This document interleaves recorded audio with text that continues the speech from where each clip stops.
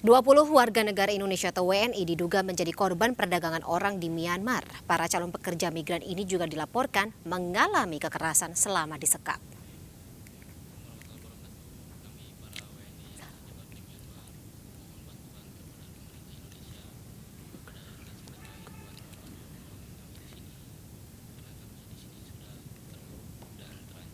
Ya pemirsa, inilah video amatir yang beredar di media sosial yang memuat dugaan penyekapan 20 WNI di Myanmar. Dari berbagai informasi yang didapat, di antara mereka awalnya ditawari sejumlah pekerjaan di Thailand. Namun setibanya di Bangkok, mereka justru dikawal oleh pria bersenjata dan berseragam militer. Mereka awalnya hanya menjalani training biasa, namun setelah beberapa minggu berubah menjadi latihan semi militer seperti push up dan squat jump. Bahkan 4 orang dari mereka akan dijual ke sejumlah perusahaan.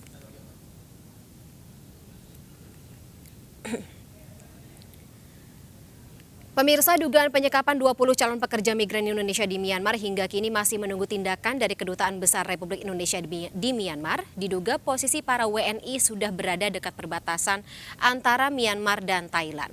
Juru bicara Kementerian Luar Negeri atau Kemenlu Republik Indonesia Tengku Faizasyah menyebut saat ini pihak KBRI masih melacak keberadaan mereka.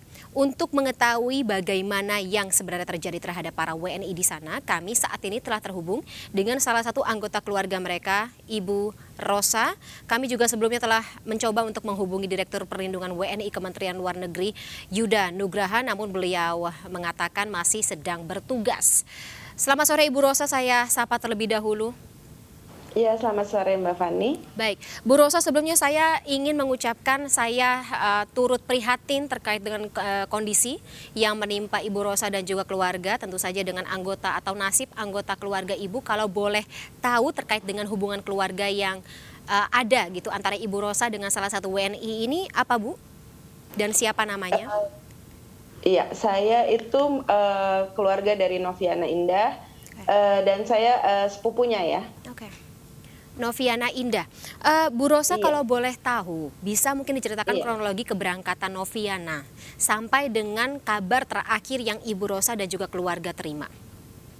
Oke, jadi kalau kronologinya itu dia dapat info lowongan kerja dari seseorang yang dia kenal, dan info kerjanya itu di Thailand. Kemudian ya dengan info kerjanya itu sebagai customer service ya, dengan gaji sekitar 7 sampai 15 juta. Kemudian dan itu prosesnya sangat cepat gitu. Jadi dari orang itu memberikan info, kemudian langsung ada wawancara kerja gitu pada saat itu. Terus kemudian ada mereka bikin seperti surat perintah kerja gitu. Jadi memang kayak seolah-olah itu memang legal gitu.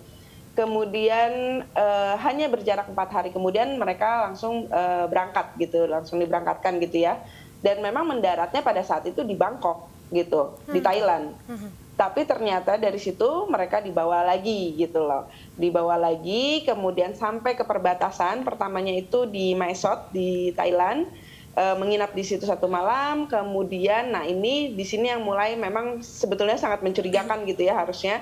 Itu mereka dibawa menyeberangi perbatasan antara Thailand dan Myanmar gitu. Hanya pada saat itu para korban itu nggak tahu gitu kalau sungai itulah perbatasan antara Thailand dan Myanmar. Jadi mereka dibawa menyeberang dan bukan melalui jalan yang seharusnya. Jadi memang sebetulnya ada jembatan gitu di situ. Tapi mereka dibawanya itu dengan perahu gitu, perahu sederhana gitu ya. Kalau di sini mungkin seperti getek gitu ya, dan dijaga oleh sipil bersenjata. Jadi di situ udah mulai sebetulnya mencurigakan gitu kan. Dan kemudian dibawa ke area perusahaan itu gitu.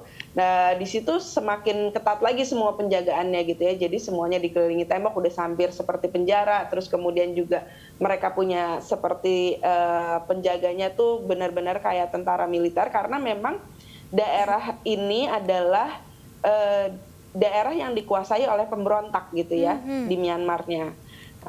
Kayak Oke, gitu. oke. Kemudian mereka baru mulai menyadari ternyata pekerjaannya juga tidak seperti yang dijanjikan gitu, sebagai customer service atau ada juga yang dijanjikan sebagai marketing dan lain-lain. Ternyata pekerjaannya sendiri adalah sebagai scammer. Hmm, Kemudian karena mereka sebagai scammer itu perusahaan-perusahaan menentukanlah target-target gitu ya, target-target harus berapa banyak menipu dan hah, ya seterusnya. Kemudian apabila mereka melakukan kesalahan maupun tidak mencapai target, nah hukuman-hukuman inilah yang berlaku. Jam kerja juga pertama kan dibilangnya hanya 12 jam ya. iya. Tapi pada kenyataannya mereka bekerja itu 17 sampai 19 jam per hari. Oke, Begitu. oke. Sebentar, Ibu Rosa, ini informasi didapat dari Noviana. Betul, Terakhir betul. terakhir kali kontak kapan?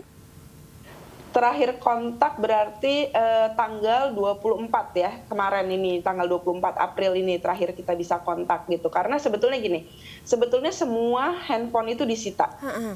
sebetulnya. Nah, kebetulan Novi pada saat itu berhasil menyembunyikan punya dia tuh, handphonenya dia gitu.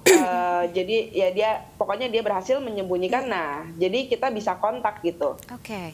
Nah, Noviana cerita ada berapa orang WNI bersamanya saat ini? Atau terakhir kali kontak? 20 total ya, total 20 itu di satu perusahaan. Jadi dalam satu gedung itu ada beberapa perusahaan. Itu jadi dalam satu area Kompleks ada gitu ya? beberapa gedung, dalam satu gedung ada beberapa perusahaan. Nah, di perusahaannya dia tuh ada 20 orang, tapi sebetulnya di lantai-lantai bawahnya di perusahaan-perusahaan lainnya masih banyak WNI yang terjebak juga. Semuanya WNI? Enggak semuanya WNI karena korban-korbannya itu dari berbagai negara, Mhm. banyak sekali. Jadi dari Malaysia juga ada, Oke. kemudian dari Taiwan juga ada, dari India juga ada. Itu betul-betul dari mana-mana. Oke. Bahkan sampai yang jauh-jauh juga ada. Sejauh apa maksudnya, Mbak Rosa? Dari Kenya, Oh my dari God, oke. Afrika. Oke, oke. Ini potensi human trafficking atau tindak pidana internasional human trafficking sangat jelas terlihat ya.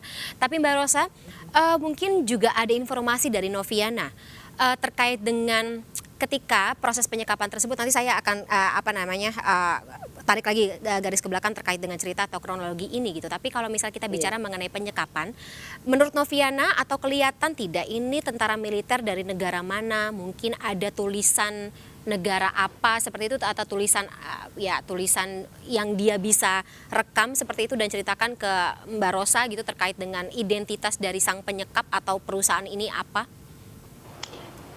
Kalau mereka nggak pakai atribut ya, jadi maksudnya mereka punya seragam sendiri kayak gitu, tapi mereka nggak pakai atribut misalnya dari negara mana atau negara mana. Karena sebenarnya daerah itu memang kan dikuasai oleh pemberontak gitu ya, dan tentara-tentara ini adalah kemungkinan memang tentara bayaran gitu.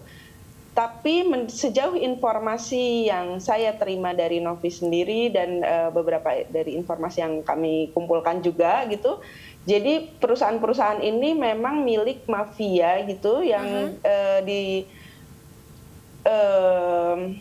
diasumsikan gitu ya, dicurigai itu Oke. dari Tiongkok ya, mafia Tiongkok. Oke, oke. Terlihat ya. Mbak Hmm, Rosa mungkin kontak terakhir tadi tanggal 24. Kemudian iya. bagaimana upaya untuk mengontak Noviana kembali serta tentunya bantuan dari Kementerian Luar Negeri yang kabarnya juga sedang melakukan tindak atau ya penanganan begitu untuk melakukan evakuasi. Memang kalau kita kan memang sudah melapor ke Kementerian Luar Negeri, KBRI dan lain-lain ya, sudah banyak kita masukin laporan dan ada tanggapan juga dari kementerian juga memang ya terkait yang tadi karena ini adalah daerah konflik sehingga pemerintah otoritas setempat itu tidak bisa memasuki daerah itu Aha, karena daerah itu dikuasai oleh pemberontak. Memang ini sulit gitu ya. iya. Penyelamatan yang sulit dilakukan gitu. Hanya kabar terakhir yang kami terima sebagai keluarga adalah jadi beberapa orang dari mereka gitu Mhm. tidak menghasilkan gitu ya, dari awal itu tidak menghasilkan untuk perusahaan, kemudian ya jadi perusahaan berniat untuk menjual gitu Oke. beberapa orang ini. dan memang salah satunya itu ya saudara saya ini gitu ya, perempuan ini. Kemudian ada yang dijualnya ke perusahaan scammer lagi, tapi juga bisa dijualnya juga ke tempat-tempat lain yang termasuk misalnya seperti tempat prostitusi kayak Oh gitu. my God. Kemudian karena mendengar rencana perusahaan ini dan memang jadi kan mereka tuh ada seperti ID card gitu ya, dan ada kartu makan. Jadi untuk makan itu mereka harus pakai kayak voucher yang dikasih oleh perusahaan gitu. Tapi itu mereka bayar sendiri sebenarnya gitu. Nah terus Banyak scam itu ya. Oke. itu ditarik oleh perusahaan, kemudian jadi sudah menandakan bahwa dia memang akan dijual lah, akan ditransfer ke perusahaan lain. Nah kemudian akhirnya yang sisanya ini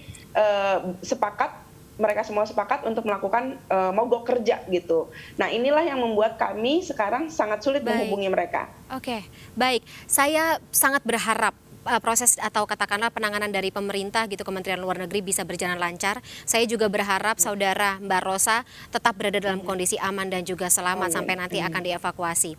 Terima kasih sebelumnya atas informasinya Mbak Rosa. Kita sama-sama semuanya berdoa ya. Selamat sore Mbak Rosa. Assalamualaikum, sampai jumpa. Waalaikumsalam, terima kasih.